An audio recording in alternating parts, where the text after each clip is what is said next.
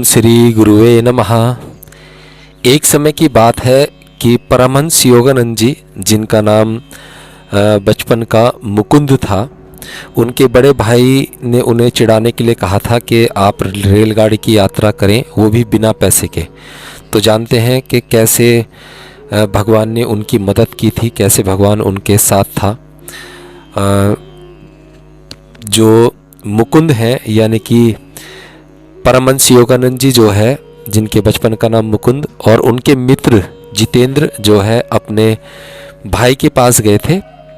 तो उनके भाई ने जाते ही उन्हें कहा, यदि पिताजी तुम्हें उत्तराधिकार से वंचित कर दें तो कोई अन्याय नहीं होगा। मुकुंद, कितनी मूर्खता से तुम अपना जीवन व्यर्थ गंवा रहे हो।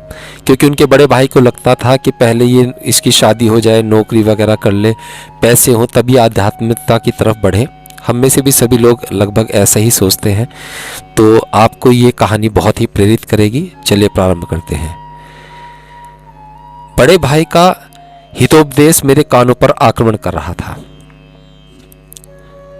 जितेंद्र और मैं ताजे ताजे रेलगाड़ी से उतरकर आनंदा के घर पहुंचे थे। आनंदा जो है मुकुंद यानी कि स्वामी योगानंद जी के बड़े भाई थे। आनंदा घर पहुंचे थे, जो हाल ही में कोलकाता से स्थानांतरित होकर इस प्राचीन नगरी आगरा में रहने आए थे। वे सरकारी लोक निर्माण विभाग PWD में सुपरवाइजिंग अकाउंटेंट थे। आपको भली भांति मालूम है आनंदा कि मैं अपने परमपिता से अपना उत्तराधिकार प्राप्त करना चाहता हूँ। पहले पैसा फिर भगवान। कौन जाने, जीवन अत्यधिक लंबा भी हो सकता है। पहले भगवान, लक्ष्मी तो उनके अधीन है। कौन कह सकता है जीवन अत्यधिक छोटा भी हो सकता है। मेरा यह जवाब केवल प्रसंग अनुसार दिया गया प्रत्युत्तर था। इसमें किसी पूर्वाभास का कोई संकेत नहीं था। लगता है आश्रम में बड़ा ज्ञान पा लिया है तुमने, पर बनारस तो तुमने छोड़ दिया है। आनंदा की आंखें आत्मस्मृति के भाव से चमक रही थी। उन्हें अब भी आशा थी कि वे मेरे पंखों को समेटकर मुझे पारिवारिक घोंसले में सुरक्षित रख पाएंगे, यानी कि मुझे घर बसाने के लिए प्रेरित कर पाएंगे। बनारस में मेरा अल्पवास व्यर्थ नहीं हुआ। मेरा हृदय जिनके लिए तड़प रहा था, उसे मैंने वहां पा लिया है, और आप निश्चित रह सकते हैं कि वह आपके पंडित या उनके सुपुत्र नहीं है। इस प्रसंग की याद में आनंदा भी मेरे साथ हंस पड़े। उन्हें यह स्वीकार करना पड़ा कि बनारस के जिस अंतर्दर्शी को उन्होंने नियुक्त किया था, वह अल्पदर्शी ही सिद्ध हुआ था। तो अब तुम्हारा क्या विचार है मेरे घुमक्कड़ भाई? जितेंद्र ने मुझे आगरा आने के लिए मनाया। यहाँ हम ताजमहल की सुंदरता देखेंगे और उसके बाद हम लोग मेरे नए नए ही मिले गुरु के पास जाएंगे, जिनका आश्रम श्री रामपुर में है। मैंने कहा। अनंत ने हमारे रहने की आरामदेह व्यवस्था की। उस दिन शाम को मैंने अनंत को कई बार चिंतनशील भाव से मुझ पर दृष्टि गड़ाए देखा। मैं इस दृष्टि को अच्छी तरह पहचानता हूँ। मैंने सोचा कोई षड्यंत्र रचा जा रहा है। सुबह जल्दी ही हम नाश्ता करने बैठे, तब षड्यंत्र का रहस्य उद्घाटन भी हो गया। तो तुम्हें पिताजी की संपत्ति के आधार पर कोई आवश्यकता नहीं लगती। कल की बातचीत का सूत्र फिर पकड़ते हुए अनंत ने निष्कपट दृष्टि से कहा, मुझे यह बोध है कि मैं ईश्वर पर निर्भर हूँ। बातें करना आसान है। मेरे बड़े भाई ने कहा, जीवन ने अब तक तुम्हारी सुरक्षा की है। यदि तुम्हें भोजन और आश्रय के लिए उसी ईश्वर के अदृश्य हाथ पर निर्भर रहना पड़ता तो तुम्हारी क्या दशा होती। शीघ्र ही तुम सड़कों पर भीख मांगते फिरते। कदापि नहीं। ईश्वर को छोड़कर किसी पति से कोई आशा मैं कदापि नहीं करता। भगवान अपने भक्त के लिए भिक्षा पात्र के अलावा भी हजारों अन्य उपाय कर सकते हैं और अधिक व्यवस्था कर सकते हैं। यदि मैं यह कहूं कि तुम अपने जिस तत्वज्ञान के बारे में इतनी डींगे मार रहे हो, उसे इस मूर्त जगत में आजमाया जाए तो, यानी कि जो तुम ज्ञान की बातें कर रहे हो, क्यों ना उसका देख लिया जाए कि वो सत्य है या असत्य। मुकुंद बोले, तो मैं तुरंत स्वीकार कर लूंगा। क्या आप ईश्वर को कल्पना जगत तक सीमित मानते हैं? पता चल जाएगा। आज तुम्हें ऐसा अवसर मिलेगा कि तुम मेरे दृष्टिकोण को भी और अधिक विस्तृत करोगे, या फिर कम से कम उसका समर्थन तो तुम्हें करना ही पड़ेगा। अनंतदा वातावरण में गंभीरता को बढ़ाने के लिए थोड़ी देर रुके, फिर गंभीरतापूर्वक धीरे धीरे बोलने लगे। मेरा यह प्रस्ताव है कि मैं तुम्हें और तुम्हारे गुरु भाई जितेंद्र को अभी सुबह निकट ही स्थित वृंदावन भेजूं। तुम दोनों अपने साथ एक भी रुपया नहीं ले जाओगे। तुम भिक्षा नहीं मांग सकते, न अन्न की न पैसे की। तुम किसी को भी अपनी परिस्थिति से अवगत नहीं कराओगे। तुम भोजन से वंचित नहीं रहोगे और तुम वृंदावन में फंस कर नहीं रहोगे। यदि आज रात 12 बजे तक इसमें से किसी भी शर्त को तोड़े बिना तुम दोनों ने मेरे बंगले पर लौट आओ तो मैं आगरा में सबसे अधिक विस्मयचकित मनुष्य होऊंगा। मुझे यह चुनौती स्वीकार है। मेरे शब्दों में भी और मेरे हृदय में भी कोई हिचकिचाहट नहीं थी। ईश्वर की तत्काल कृपा की कृतज्ञतापूर्ण स्मृतियां मेरे मन में कौंध गई। लाहड़ी महाशय की तस्वीर के सामने प्रार्थना करने से प्राणघातक हैजे से मेरी मुक्ति, लाहौर में छत पर मुझे 2 पतंगों का लीलामय ढंग से उपहार दिया जाना, बरेली में घोर निराशा के बीच सही अवसर पर ताबीज का मेरे पास आना, बनारस में पंडित के आंगन से बाहर से साधु द्वारा निर्णायक संदेश का दिया जाना, जगजननी माँ का दर्शन और उनकी दिव्य प्रेमवाणी, जगजननी द्वारा मेरी छोटी से छोटी परेशानी को भी मास्टर महाशय के माध्यम से हटाया जाना, हाई स्कूल की अंतिम परीक्षा उत्तीर्ण करने में अंतिम क्षण में किया गया मेरा मार्गदर्शन और सर्वोच्च वरदान मेरे जीवन भर के सपनों की धुंध से प्रकट हुए मेरे जीते जागते गुरुदेव। मैं कभी भी यह मानने के लिए तैयार नहीं होता कि मेरा तत्वज्ञान संसार में किसी भी कसौटी पर खरा नहीं उतरेगा, चाहे वह कसौटी कितनी ही कठोर क्यों न हो। तुम्हारी यह अनुकूलता सराहनीय है। मैं अभी तुरंत ही तुम लोगों को रेलगाड़ी पर बिठा देता हूँ, अनंत ने कहा। वे आश्चर्यचकित जितेंद्र की ओर मुड़े। तुम्हें भी इसके साथ जाना होगा, एक गवाह के रूप में, और इस पर आने वाली आपदाओं में जिसकी संभावना अधिक है, एक सहभागी के रूप में। आधे घंटे के बाद जितेंद्र के और मेरे हाथ में आगरा से वृंदावन के टिकट आ गए। स्टेशन के एक एकांत भाग में जाकर हमने अनंत को अपनी तलाशी लेने दी। अनंतदास शीघ्र ही आश्वस्त हो गए कि हम कोई छिपा खजाना अपने साथ नहीं ले जा रहे थे। जो छिपाना आवश्यक था उससे अधिक हमारी सादी धोतियों में कुछ भी नहीं छिपा हुआ था। जैसे ही विश्वास ने वित्त प्रबंधन के महत्वपूर्ण क्षेत्र पर आक्रमण किया तो मेरे मित्र ने विचलित स्वर में कहा, अनंतदा, आप सुरक्षा की दृष्टि से मुझे 1-2 रुपये देकर रखिए, तब मैं किसी संकट की घड़ी में आपको तार दे सकूंगा। जितेंद्र, तीर स्वर में मैंने उसकी भर्त्सना की। यदि तुम आखिरी उपाय के तौर पर कोई पैसे अपने साथ लोगे तो मैं इस परीक्षा में नहीं आऊँगा। सिक्कों की खनक में दिलासा देने की कोई शक्ति नहीं होती। मेरे कठोर दृष्टि को देखते हुए जितेंद्र इससे अधिक कुछ नहीं बोला। मुकुंद, मैं निष्ठुर नहीं हूँ। कोमलता की हल्की सी झलक अनंत के स्वर में आ गई थी। संभावना है कि उनका अंतःकरण उन्हें धिक्कार रहा था। शायद 2 अकिंचन बालकों को एक अपरिचित शहर में भेजने के, या फिर ईश्वर में उनकी अपनी अनास्था के लिए। यदि संयोगवश या भगवान की कृपा से तुम इस वृंदावन परीक्षा में सफल हो गए तो मैं तुमसे मुझे अपना शिष्य बनाकर दीक्षा देने का निवेदन करूंगा। इस असामान्य परिस्थिति में उनके द्वारा दी गई प्रतिज्ञा में एक विसंगति थी। भारतीय परिवार में बड़ा भाई अपने छोटे भाई के आगे नतमस्तक नहीं होता, बल्कि पिता के बाद उसी को परिवार में तत्सम सम्मान मिलता है और सब उनकी आज्ञाओं का पालन करते हैं। परंतु इस विषय में मेरे कुछ कहने के लिए समय नहीं था। हमारी गाड़ी छूटने वाली थी। गाड़ी दौड़ती जा रही थी और जितेंद्र उदास होकर खामोश बैठा था। आखिर हरकत में आते हुए वह मेरी ओर झुका और एक नाजुक स्थान पर पीड़ाजनक चुटकी काटते हुए बोला, मुझे तो कोई लक्षण दिखाई नहीं दे रहे कि भगवान हमारे आगे भोजन की कोई व्यवस्था करने वाले हैं। चुप रहो संशयी, भगवान हमारे साथ हैं और हमारी सारी व्यवस्था कर रहे हैं। क्या तुम उनसे जरा जल्दी कराने की भी व्यवस्था कर सकते हो? अपने आगे की परिस्थिति के विचार से भूख से अधमरा हुआ जा रहा हूँ। मैं बनारस से ताजमहल देखने के लिए चला था, अपने मकबरे में प्रवेश करने के लिए नहीं।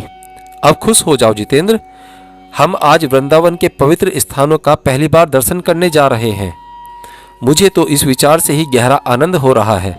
भगवान श्री कृष्ण की पदधूलि से पुनीत उस भूमि पर आज हम चलेंगे।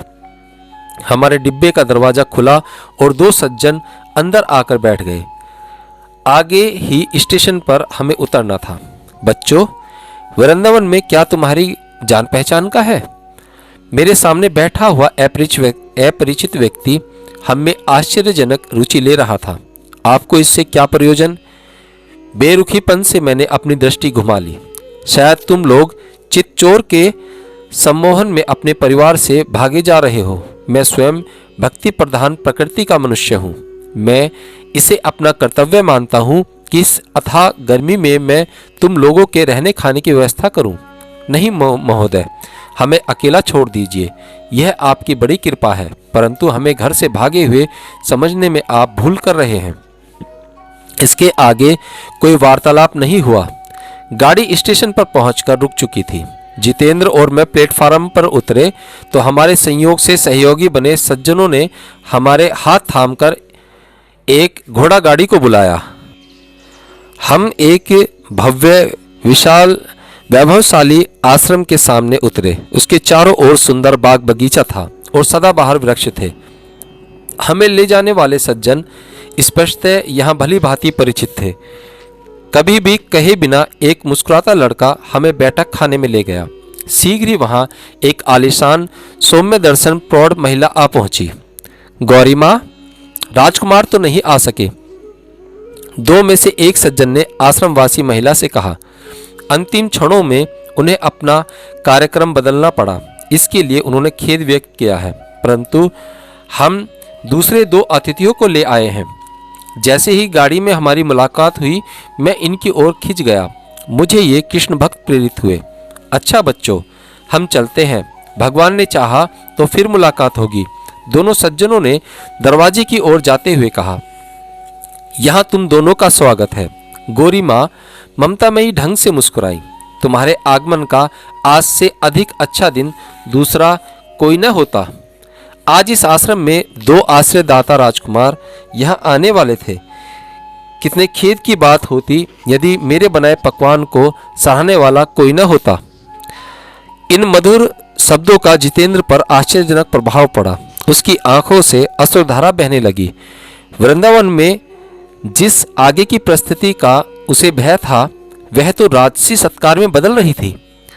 आकस्मिक रूप से इतने बड़े परिवर्तन के साथ अपने मन का मैल बिठाना उसकी क्षमता से बाहर हो रहा था। गौरी माँ ने कौतूहल से उसकी ओर देखा पर कुछ कहा नहीं। शायद वे किशोर प्रवृत्तियों से परिचित थीं। भोजन का बुलावा आ गया। गौरी माँ हमें एक बरामदे में ले गई जहाँ भोजन किया जा रहा था। वह बरामदा नाना प्रकार के व्यंजनों की सुगंध से महक रहा था। फिर वे साथ ही में लगे रसोई घर में चली गईं।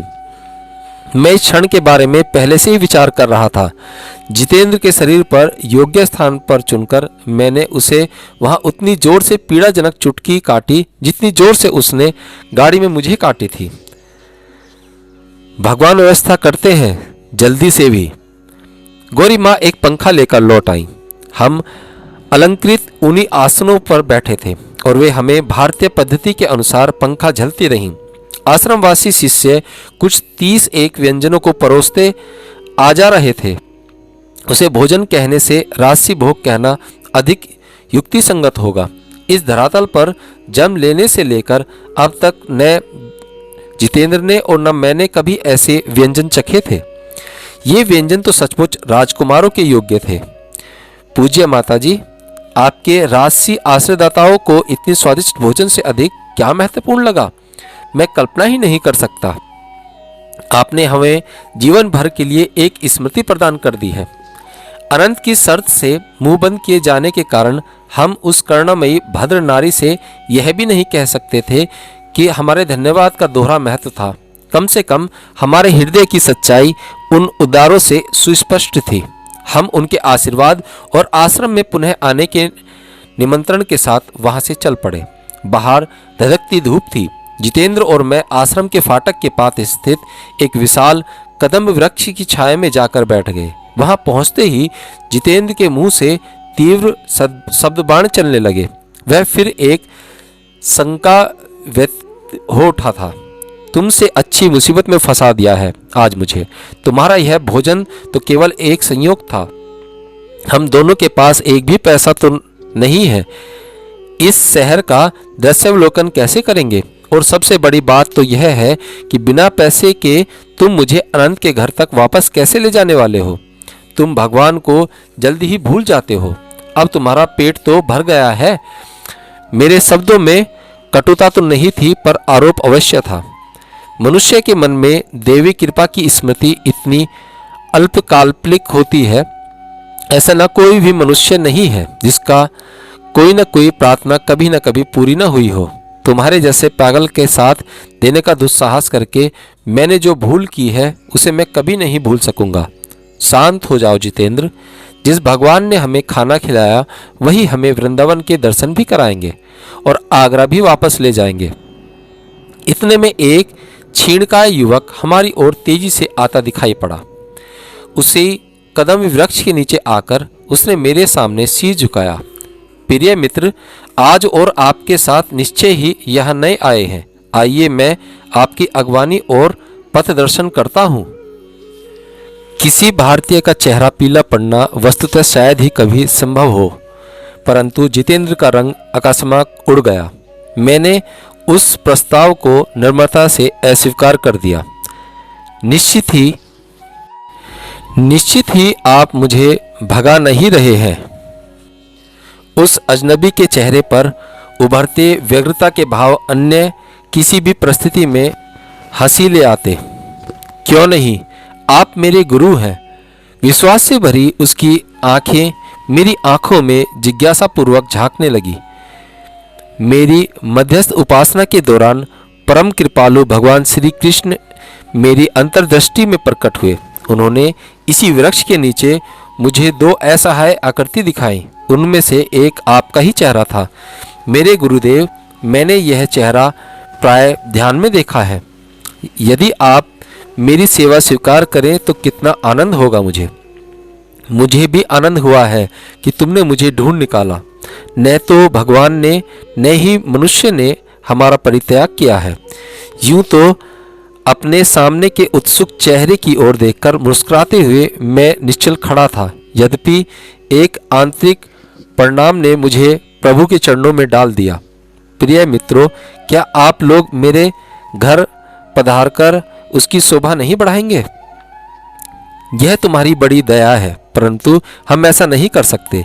पहले से ही हम आगरा में मेरे भाई के अतिथि हैं। कम से कम मुझे आपके साथ वृंदावन घूमने की स्मृतियां देते जाइए। मैं सहर्ष तैयार हो गया। उस युवक ने, जिसने अपना नाम प्रताप चटर्जी बताया, एक घोड़ा गाड़ी रुकवाई। हम लोगों ने मदन मोहन मंदिर और कुछ अन्य कृष्ण मंदिरों में जाकर दर्शन किए। हमारा मंदिर दर्शन समाप्त होने से पहले ही रात हो गई। क्षमा कीजिएगा, मैं थोड़ा संदेश ले आता हूँ। प्रताप रेलवे स्टेशन के नज़दीक एक दुकान में चला गया। जितेंद्र और मैं उस चौड़ी सड़क पर, जो उस समय कुछ ठंडक के कारण भीड़ से भर गई थी, टहलने लगे। हमारे उस मित्र ने कुछ समय तो लिया, परंतु जब आया तो वह अनेक मिठाइयों के उपहार लेकर आया। कृपया मुझे इतना पुण्य कमाने दीजिए। प्रताप ने अनुरोधपूर्ण ढंग से मुस्कुराते हुए 1 रुपये के नोटों का एक बंडल और आगरा के 2 टिकट, जो उसने अभी अभी खरीदे थे, हमारे सामने बढ़ा दिए। मेरी स्वीकृति में श्रद्धा भगवान के अदृश्य हाथ के लिए थी। अनंत ने इनका इतना उपहास किया था, पर फिर भी क्या भगवान ने हमें अपनी आवश्यकता से कहीं अधिक नहीं दे दिया? हमने स्टेशन पर एक एकांत स्थान ढूंढ निकाला। प्रताप, अब मैं तुम्हें आधुनिक युग के सबसे महान योगी लाहड़ी महाशय के क्रिया योग में दीक्षित करूंगा। उनकी यह साधना प्रविधि ही अब तुम्हारी गुरु होगी। आधे घंटे में दीक्षा समाप्त हुई। क्रिया अब तुम्हारी चिंतामणि है। मेरे नए शिष्य से कहा, जैसे कि तुमने अभी देखा, यह प्रविधि अत्यंत सरल है और इसमें मनुष्य के आध्यात्मिक विकास की गति बढ़ाने की प्रक्रिया निहित है। हिंदू शास्त्र कहते हैं कि जन्म लेने वाली आत्मा को माया से मुक्त होने के लिए 10 लाख वर्ष लगते हैं। यह प्रकृति अवधि क्रिया योग के अभ्यास से बहुत घट जाती है। जैसे पौधे की विकास गति को उसकी प्राकृतिक गति से कहीं अधिक बढ़ाया जा सकता है, जैसे कि सर जगदीश चंद्र बोस ने प्रदर्शित कर दिया है, वैसे ही मनुष्य के मनोवैज्ञानिक प्रवृत्ति की गति को भी वैज्ञानिक तरीके से बढ़ाया जा सकता है।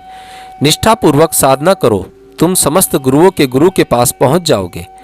इस चिर इच्छित योगिक कुंजी को पाकर मैं जैसे दूसरे लोक में पहुंच गया हूँ। प्रताप ने गंभीर होकर विचारपूर्वक कहा, मेरे इंद्रिय बंधनों से उद्धार करने वाला इसका प्रभाव मुझे उच्चतर अनुभूतियों के लिए मुक्त कर देगा। अंतर्दृष्टि में आज भगवान श्री कृष्ण का दर्शन मेरे परम मंगल का ही घोतक है। हम थोड़ी देर शांत बैठे रहे, फिर धीरे धीरे स्टेशन की ओर चलने लगे। जब मैं गाड़ी में चढ़ रहा था तो आनंद से भरा था, पर जितेंद्र के लिए आज आंसू बहाने का ही दिन था। प्रताप से प्रेमपूर्ण विदा लेते समय मेरे दोनों ही साथुओं के गले दबी हुई सिसकियों से निकल रही थी। इस यात्रा में जितेंद्र एक बार फिर गहरे दुख में डूबा हुआ था। इस बार अपनी खातिर नहीं, बल्कि अपने विरुद्ध। मेरा विश्वास कितना उथला है, मेरा हृदय पत्थर बना हुआ था। अब फिर कभी मैं भगवान के संरक्षण के प्रति संदेह नहीं करूंगा। मध्य रात्रि होने को थी। अकिंचन अवस्था में भेजे गए उन 2 बालकों ने आनंद के शयन कक्ष में प्रवेश किया।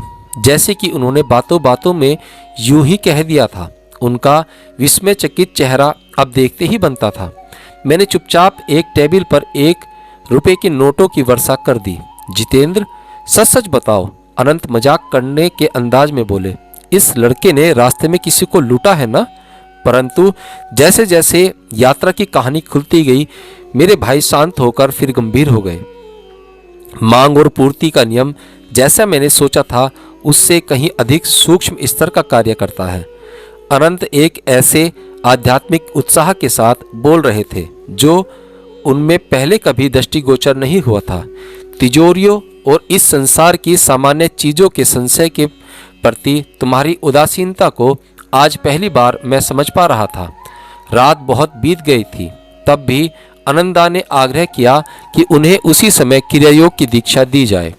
गुरु मुकुंद को एक रात में 2 अनचाहे शिष्यों की जिम्मेदारी अपने कंधों पर लेनी पड़ी।